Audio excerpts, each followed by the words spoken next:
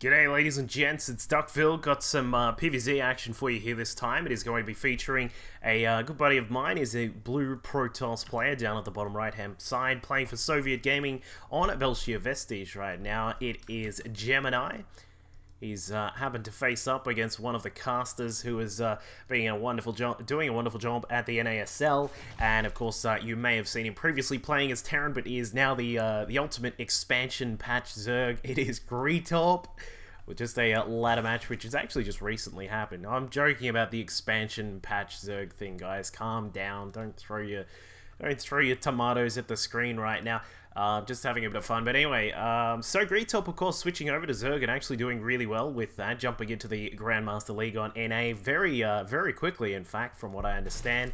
And really doing a good job up in there. Gemini, of course, a wonderful Protoss player. We have seen quite a few VODs from him on the channel. If you want to see some more, you can, of course, jump onto his Twitch. I believe he is still streaming a little bit from time to time. And, of course, you can say hi on Twitter as well. Of course, all of those things just mentioned before. And we can see that he is going to just have a quick scout. Just wants to send out that normal sort of standard scout on this map. Just wants to see what his opponent is up to. Of course, being a 2-base map, there is a possibility of some early Zergling play, but he will see that the pool is only just going down now. So Gretorp going with a very safe build, that 14 pool, wants to make sure that he has some lings out if need be. Of course, the threat of, possible cannons, possible, a block down at the natural, these kinds of things can always come about. But Gemini, looks like he is actually just going to go for a Nexus expand here, just going straight up and going to throw that Nexus down at the natural here. Of course, we'll probably see a follow-up just shortly after that. The general sort of way which you see Protoss players sort of wall this up is just something sort of a little bit like that.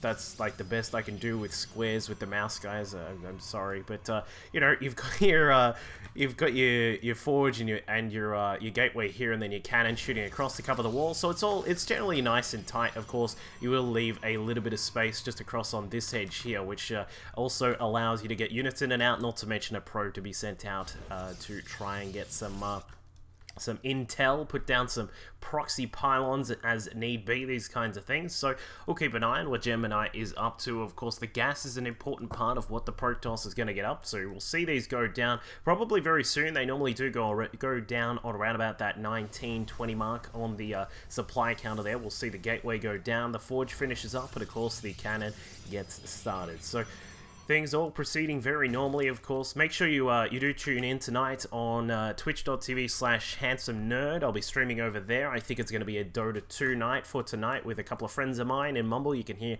all of us raging about how ridiculous pub games of Dota are sometimes. And yeah, hopefully you can all jump on there. It starts at around about 7 PM Australian Eastern Standard Time.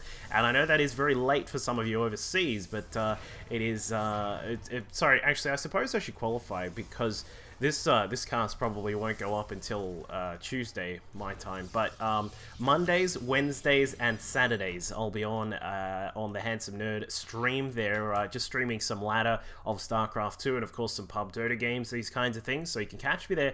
As I said, it's around about 7 PM Australian Eastern Standard Time. But anyway, let's get back into this great game. Gretorp himself has taken a natural expansion as well. Also looking to get his 3rd base up and running. One of these lings is just having a fun time trying to, I don't know, he's having a look at trying to get across to where that patrol point is, but not actually the best spot for that guy. He's getting a little bit stuck there, but he does get out of that. The loop ends, and as we can see, for Gemini, he's going to get started with a cybernetics core, of course, all the standard things, +1 weapons as the warp gate tech gets started, and we will see a zealot quickly pop out. So no real big signs of what either of these players are up to just as of yet. Of course, we mentioned before the gas, very important parts of what a Protoss is up to. Gretorp is going to be able to see when both of those go down, so he's going to be aware of, what the timings are on those gases. How early is it? Does it allude to Stargate tech? Does it allude to Templar, like the DTs or something like that?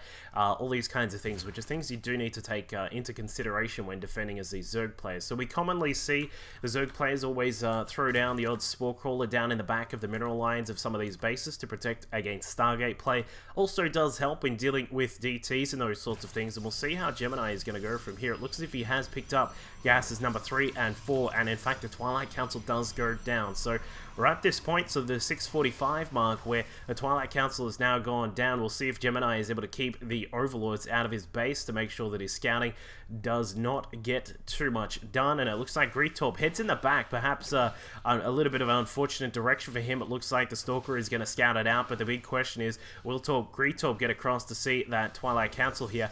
And Gemini says, you know what, you can see a couple of gates, that doesn't matter too much to me. He's going to see just maybe the one gate, in fact, even if he got to look at that, but that does supply block Gretorp just for a second here while he's getting all of his drones out. So the economy will start to really boost up here for our Zerg player, and there it is, yeah, Dark Shrine coming up from Gemini here. So he's going to go for a build which I have actually, I used to use quite a lot when I was playing Protoss in Wings of Liberty. This is a Blink Stalker DT. It's kind of an all-in. It's pretty all-in in Wings of Liberty. It's not as all-in given the reduced cost of the Dark Shrine now, but it very much depends on how much damage your DTs can get done early. Obviously what you want to do is you want to try and pick off some of these drones in the natural, in the main, and even the third if possible, and then bonus points for if you take out the hatchery at the third, maybe if you get a couple of queens or two, but you know, the big point is that you do need to distract the Zerg player from actually getting their economy into the shape they would like it to be, which is of course around that sort of 50 to 65 drone mark at this sort of point here.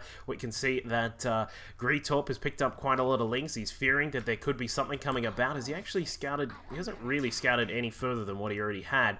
We'll see that his opponent doesn't really have too much at the front door here, apart from a couple of sentries. Of course, the cannon is there as well, but Gemini getting prepared for this push. It looks like the Mothership Core controlling one of the Xel'Naga watchtowers, a Zealot controlling the other one as well, and 3 DTs are going to get started for Gemini. So we're going to split these up. This is the best way to utilize them. Send them in to each of the bases. One going to come through into the third, another one going to go in towards the natural, and then of course another one into the main as well. Of course, if you can split them up as best as possible, then you can kind of maximize the damage here. So DT number 1 gets into the third base, not going to get too much done there. Gretorp well prepared with a Spore Crawler. The second DT getting into the natural as well, also getting some good damage done. 1, 2, 3, 4, he says, hacking up the drones, give me more. Up to 6 in total here, targeting them down quite nicely. Meanwhile, in the main, no detection at all apart from this Overseer just coming about. So a nice total of worker kills here. 12 worker kills, it looks like, is going to be the end tally for Gemini, but it looks like the push is going to be the big thing to follow this up. We've sat on just the 2 bases here.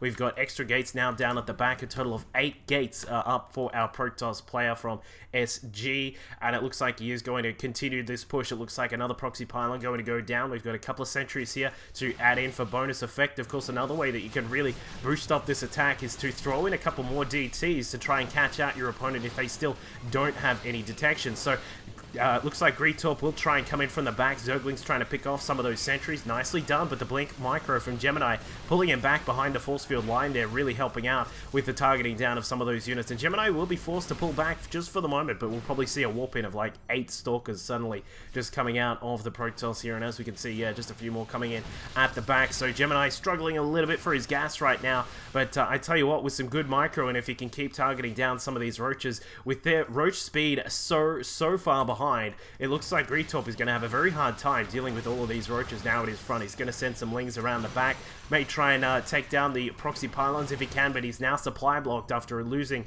a couple of those overlords. And now, as we can see, a couple of zealots being added into the mix. He's going to try and just use those to tank at the front, delay the need for the blink and these kinds of things. Gretorp, meanwhile, just continuing to try and bring the units out as best as he can, but he is massively supply blocked right now. He is quite far behind, building 7, 8 overlords in total. Just going to pop those down. A queen coming out at the natural, but it looks like the damage has already been done. Gemini up to a decent total of 17 stalkers right now. A DT also added into the mix. This guy's going to add in that little bit of extra damage. He may get detected depending on where those overseers are. In fact, we don't have any overseers. Alright, so the DT is going to go completely unchecked for the moment. Looks like that's just going to tear apart some of those units. Keep in mind, the DTs with +2 on their attack does 55 damage, going to tear apart a lot of these roaches, and Gemini is going to bring in more and more DTs, and I think that is going to be it for Gretorp. No real way to defend against this, and he GG's and leaves the game. So That was a really interesting game, of course, a very sort of tactical play from Gemini, just doing that 2-base DT into Blink Stalkers. As I said, you commonly see that followed up with Archons as well, really helping out in dealing with lots of Lings on the ground. But of course, Gemini, recognizing there was a lot of Roaches, only needed a couple of DTs on the ground to help out, along with the Blink Stalker micro, and he was able to take out Gretorp. So I hope you all enjoyed that game. Make sure you subscribe to the channel. Stay tuned for more. We got some more games coming up very soon.